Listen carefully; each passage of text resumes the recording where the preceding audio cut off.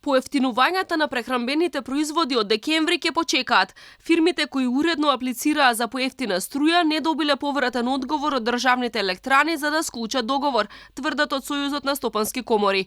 Ако за само неколку дена не се случи чудо, компаниите нема за 5 дена да добијат струја од 80 евра за мегават час. Апелираат службите на ЕСМ да бидат поажурни во обработката на барањата. Ако не е комплетна, сигурно тамо во ЕЛЕМ постојат одредени служби или во ЕСМ кои треба да ги информираат тие правни субјекти дека не му е комплетна документацијата и со што треба да е надополнат. Така да повторно се враќаме на самиот почеток дека дефинитивно спороста на тие служби и неефикасноста доаѓа до израз во конкретниот случај. Ако фирмите не добијат субвенционирана струја од 1 декември, со сегашните берзански цени на струјата од околу 300 евра, министерот Бектеши не треба да очекува поевтинување на основните производи, велат од ССК.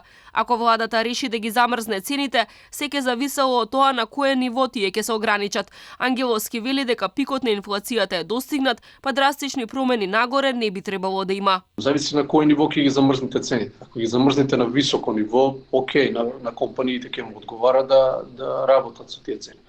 Ако ги замрзнете на некој ниско ниво, ако ги замрзнете на сегашно ниво со сегашни цени на енергенти, трошоци и така натаму, тие ќе издржат и горе-доле инфлацијата е некако, како да ви кажам, го доживува некој си светски пик и така натаму, така да не се очекува подраматични потреси во следниот временски период. Владини представници во повеќе наврати истакнуваат дека очекуваат цените на лебот, млекото, месото и совместнатите производи, маслото за јадење да поевтинат за околу 10% во декември.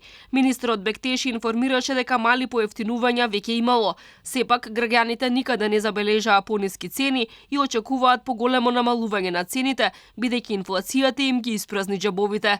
И додека владата се заканува со засилени инспекции и замрзнување на цени, прехранбените компании веќе најавија дека евентуални минимални поевтинувања може да има дури по нова година.